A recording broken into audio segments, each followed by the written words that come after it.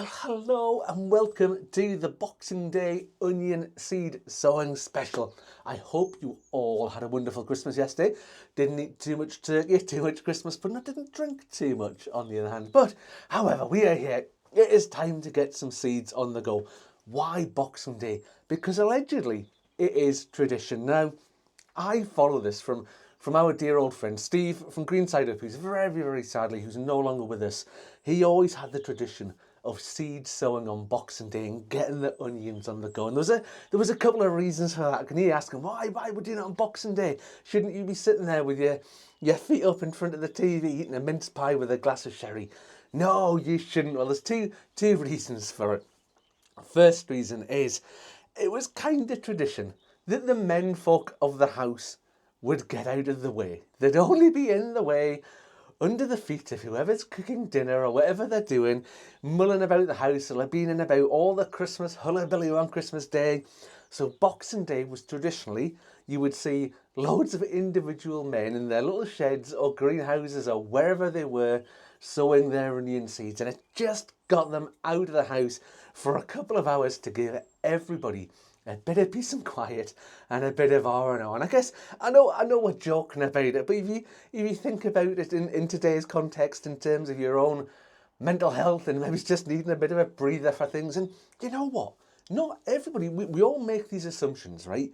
That everybody's got these big family Christmases on the go and everybody's got things going on and places to go and people to see, but not everybody does. Let's just spare a thought for folk who don't have that on, who want to do other stuff, get other things on the go. I mean, if you're sitting here watching this premiere, after all, having a chat with me, you never know what's going on in people's lives. So let's just think about that. The other thing is, it's just kind of the right time of year. I mean, onions take ages to grow. And if you start sowing them now, if you get them on the go and everything goes all right, it all goes according to plan, you'll probably be harvesting them sort of early summer, July, maybe into August sort of time.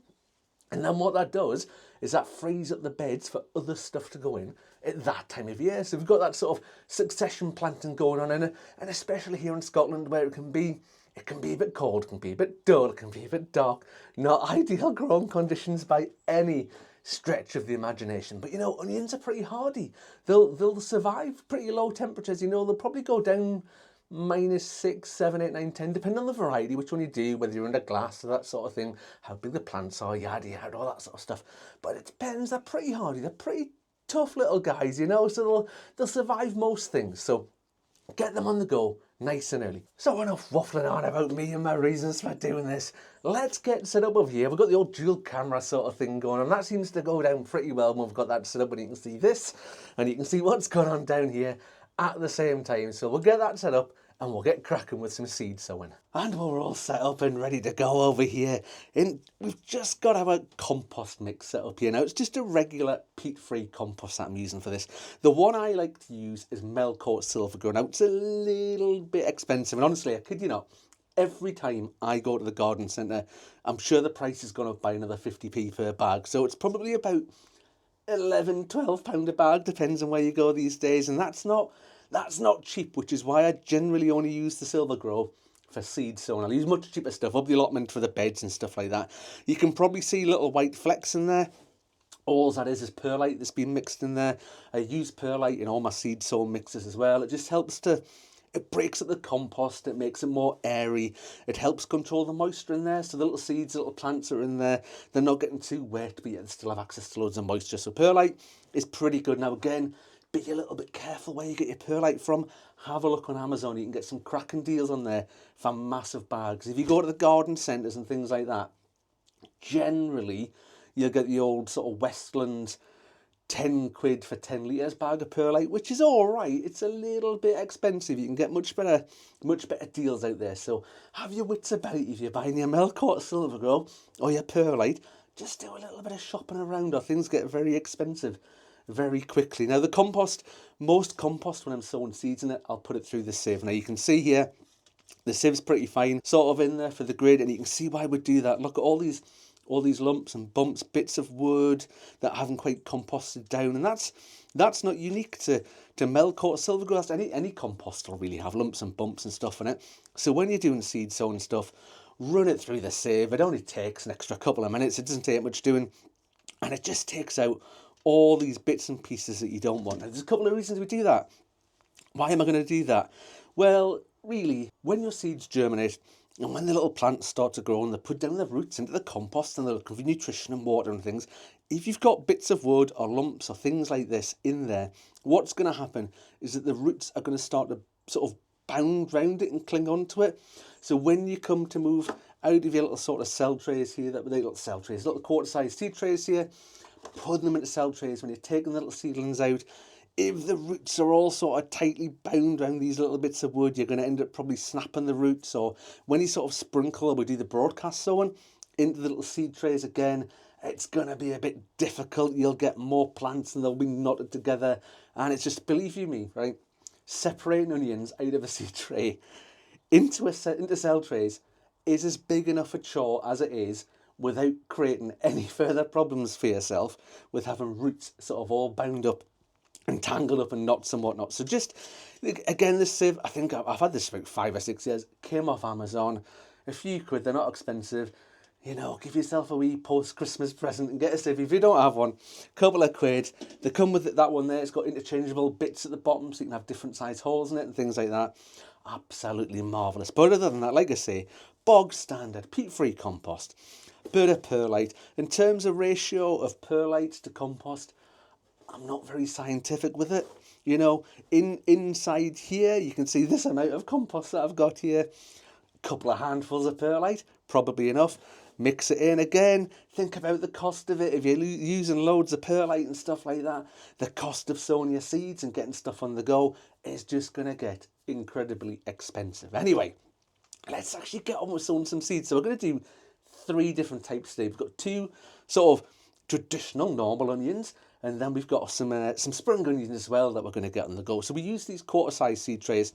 They're absolutely brilliant. They're just the job. You get them in black or green, it makes no difference. I've got black ones, I've got green ones. It just depends. Excuse the arm in front of the camera there. I'm just grabbing some tools from over there just to lightly, very, very lightly. You can see how lightly I'm doing that, just to flatten the compost off there and get it nice and lovely. Yeah, sometimes I use the black ones, sometimes I use the green ones. It makes no difference. The only reason I've got different coloured ones is because it probably depends on what was on special offer at the garden centre at the time. So the first seeds we're going to do here is Red Baron. Now, I do Red Baron pretty much every year as my red onion. Initially, you know, if you go back through my archive of videos and if you had a look in my older videos, you'll have seen me doing Red Baron. And just to interject there, look, this is how many seeds I'm probably going to put inside one of these quarter-sized seed trays. You can see there in my hand, tips them out again, not massively scientific, but we're just going to sprinkle them in. We're going to try and sprinkle them quite evenly in there. So yeah, when I originally did Red Baron's kind of the go-to, bog standard, pretty solid, really good sort of red onion. And I did them by set, and there was awful problems with them bolting, especially the red ones had terrible problems with it. And just while we're doing this, that's probably about, I don't know, half a centimetre to probably not quite a centimetre worth of compost on the top there. Again, just lightly, ever so lightly, pushing that down. And why am I doing that? I want a nice level surface of compost because I want the seeds to have contact with the compost so they germinate. Again, with the compost on the top, lightly sort of pressing it down. I'm not compressing it. I'm not like, you know, just sort of properly wedging it in there. Nice and light, just to get that contact. So when I water this at the end, all those seeds get water, they get contact with the compost, and we maximise our chances with germination. And one thing, let me just unveil this here because I'm so proud of myself. If I can find them, where have they gone? That I've done this. Look, I've remembered labels. It's a miracle that I have remembered labels. So we're going to label up the Red Baron there. Yeah. Anyway, speaking of Red Baron, so I did Red Baron from set, and they would bolt. I'd have terrible problems with them bolting. I don't know if the wet red ones are more susceptible to it than the other ones, but certainly used to have all sorts of problems with them. And I switched to using Red Baron seeds, and those ones there that came from Grown Local. A plug for Ian, link in the description down below to go to Grown Local. Great seeds from Grown Local, absolutely brilliant. But the one thing, don't tell Ian this sort of next bit. Look, that doesn't fit in there very well. Talk about filming live. Let me just use my hand. It fits in the other one, but it doesn't fit in this one. There's a bit of YouTube TV for you, right? So onto the other one is, don't tell Ian this. Bedfordshire champion, right? Bedfordshire champion, my absolute #1 go-to onion, right? It is brilliant. They grow really, really big. They grow really, really well. And again, grown them from seed, because when you grow them from seed, there's much, much, much less chance of them bolting. And Bedfordshire champion, they're one of the, they're called champion, they're one of the show onions, but they grow to some size. They're absolutely massive. And when I was talking about Steve before, Red Baron and Bedfordshire champion, they were his two go-to onions. So they are now my go-to onions. Pretty much everything I've learned about growing onions, I've learned from watching Steve's videos. And, people might say, oh, I've seen Steve talk about this and do this. They're just his videos, and I've seen other people do this. But like I say at the start, it's important to keep these traditions going, these Boxing Day traditions of sowing the onions. And if I can help people, or help pass on this message, or help pass on his knowledge through me, then I'm just going to keep doing it, because I think it's, quite frankly, I think it's brilliant. So the Red Baron and the Bedfordshire champion in there, in the little trays. We'll come back to them in a minute. I'm not quite finished with them just yet. Let me grab the cell trays. So for the spring onions, these are going to be slightly different. So we're going to use a cell tray. We're going to do them straight into a cell tray. Now, if you were to look at the packet on the spring onions, it would tell you you're not supposed to sow these to March. But generally, like I was saying before, onions are pretty hardy. So if you've got a bit of undercover, if you've got a greenhouse or a polytunnel or a cold frame or something, and you can get your spring onions in there early in the year, generally they will do all right. Now, I've done them on Boxing Day before. I am lucky. I am very lucky that I've got all this indoor growing space. I'm really lucky. I fully acknowledge and appreciate that. And I'm multi-sowing each cell, and I'm sprinkling a few, and I'm trying to get, probably for a bunch of spring onions, I'm probably trying to get sort of, I don't know, probably sort of on average 5 or 6 per cell, but then again, I'm sprinkling them without fully being able to see it. I'm just sort of best guessing kind of here.